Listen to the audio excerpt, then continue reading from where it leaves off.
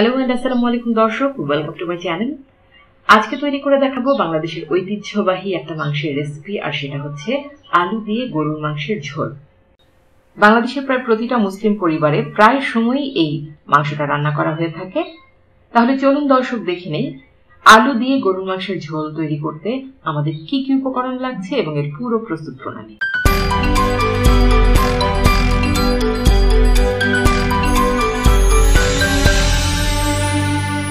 আমি এখানে প্রায় 1.5 কেজি পরিমাণ গরুর মাংস নিয়ে নিয়েছি। আমি রেগুলার সাইজে কেটে নিয়েছি, হাড় চর্বি সহ নিয়েছি। এবার আমি একে একে সমস্ত উপকরণ মাংসের সাথে অ্যাড করব। দিয়ে দিচ্ছি 2 কাপ পেঁয়াজ কুচি, 2 টেবিল চামচ পরিমাণ আদা বাটা, 2 টেবিল চামচ পরিমাণ রসুন বাটা, 1/2 টেবিল চামচ পরিমাণ লাল মরিচের গুঁড়া, 1 চা চামচ পরিমাণ হলুদের গুঁড়া, 1 টেবিল চামচ জিরার গুঁড়া, 2 টেবিল চামচ ধনিয়ার গুঁড়া, দিয়ে দিচ্ছি 5-6টা সবুজ এলাচ, 2টা তেজপাতা আমি ছিঁড়ে দিয়ে দিচ্ছি, 2টা দারচিনি দিয়ে দিচ্ছি, আর দিয়ে দিচ্ছি 5-6টা লং। এবার আমি এতে অ্যাড করছি 1 টেবিল চামচ পরিমাণ লবণ, 1 টেবিল চামচ পরিমাণ গরম মশলার গুঁড়ি এবং 1 কাপ পরিমাণ সয়াবিন তেল দিয়ে এবার সমস্ত উপকরণ খুব ভালোভাবে আমি মাংসের সাথে মিশিয়ে দিচ্ছি। খুব ভালোভাবে মাংসটা মাখাতে হবে, সমস্ত মশলা যাতে মাংসের গায়ে লাগে সেই ব্যবস্থা করতে হবে। এবার এটাকে আমি ঢেকে রেখে দিচ্ছি 15 মিনিটের জন্য। 15 মিনিট হয়ে গেছে। এবার আমি চুলার আঁচ হাই আর মিডিয়ামের মাঝামাঝি রেখে মাংসের হাঁড়িটাকে চুলায় বসিয়ে দিলাম এবং 10 মিনিট আমি এটাকে ফুল আঁচে রান্না করে নেব। মাংসে আমি কোনো পানি অ্যাড করব না। এখন মাংস থেকে যেই পানি বের হবে সেই পানিতেই মাংসটা 70 থেকে 80% সিদ্ধ হয়ে যাবে। ভালোভাবে নেড়ে দিচ্ছি। কোনো পানি অ্যাড করা ছাড়া মাংসটাকে মাংসের পানিতেই আমি 70 থেকে 80% সিদ্ধ করে নিচ্ছি, চুলার আঁচ লো আর মিডিয়ামের মাঝামাঝি রেখে। ফিরে আসছি প্রায় 45 মিনিট পর।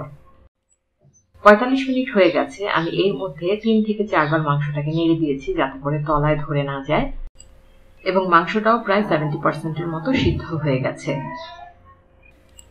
চুলার আঁচ একই অবস্থায় রেখে আমি আরো 10 মিনিট এটাকে রান্না করে নিচ্ছি, পুরোপুরি মাংসের পানিটা শুকিয়ে যাওয়া পর্যন্ত। আপনারা দেখতে পাচ্ছেন মাংসের পানিটা পুরোপুরি শুকিয়ে গেছে।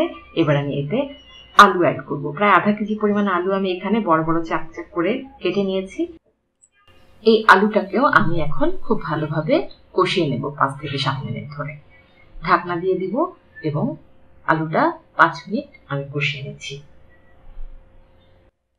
5 মিনিট পর আলুটাও ভালোভাবে কষানো হয়ে গেছে। এবার আমি এতে পানি অ্যাড করব। ঠিক ততটুকু পানি আপনি এখানে অ্যাড করবেন যতটুকু আপনি ঝোল রাখতে চান।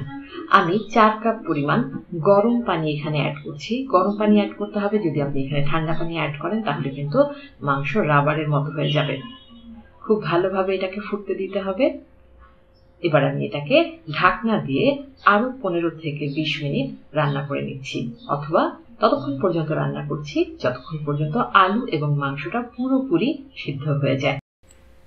আরো 1 চা চামচ পরিমাণ লবণ আমি অ্যাড করে ঢাকনা দিয়ে লো আর মিডিয়াম হিটে আমি এটাকে 20 মিনিট পর্যন্ত রান্না করে নিচ্ছি।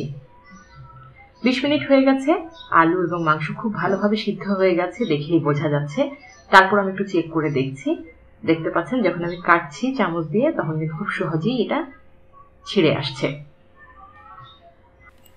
এবার আমি এতে অ্যাড করছি 5-6টা আস্ত কাঁচামরিচ, দিয়ে দিচ্ছি 1/2 চা চামচ পরিমাণ গোলমরিচের গুঁড়ি এবং 1 চা চামচ পরিমাণ ভাজা জিরা গুঁড়ি দিয়ে এটাকে আমি একটু ভালোভাবে নেড়ে আর ঠিক 2 মিনিটের জন্য ঢাকনা দিয়ে রান্না করে নিচ্ছি মিডিয়াম আঁচে। 2 মিনিট হয়ে গেছে। আমার মাংস পুরোপুরি রান্না হয়ে গেছে। এবার আমি চুলার আঁচটা বন্ধ করে দিচ্ছি। চুলার আঁচটা বন্ধ করে ঠিক এভাবেই আমি ঢাকনা দিয়ে এটাকে রেখে দিচ্ছি আরো 5 মিনিট। 5 মিনিট হয়ে গেছে। দমে রেখে দেওয়ার কারণে খুব সুন্দরভাবে তেল উপরে ভেসে উঠেছে, দেখতে পাচ্ছেন। এবার আমি এটাকে সার্ভিং ডিশে নিয়ে নিচ্ছি। প্রিয় দর্শক, এই মাংসটা আপনি যে কোনো কিছু দিয়ে ভাত, পোলাও, নান, পরোটা যে কোনো কিছুর সাথে অনায়াসে পরিবেশন করতে পারেন। উপরে কিছু পেঁয়াজ বেরেস্তা দিয়ে আমি সাজিয়ে দিলাম। আশা করছি আমার আজকের রেসিপি আপনাদের ভালো লেগেছে। যদি ভালো লেগে থাকে আমার চ্যানেলটিতে একটা লাইক দেবেন এবং আমার পরবর্তী ভিডিওগুলো পেতে অবশ্যই আমার চ্যানেলটি সাবস্ক্রাইব করবেন। রেসিপিটা ভালো লেগে থাকলে আপনাদের ফ্রেন্ডস এন্ড ফ্যামিলির সাথে শেয়ার করবেন। আপনারা এটা বাসায় তৈরি করে আমার সাথে আপনাদের এক্সপিরিয়েন্স শেয়ার করবেন। সবাই অনেক ভালো থাকবেন। আপনাদের অনেক অনেক ধন্যবাদ।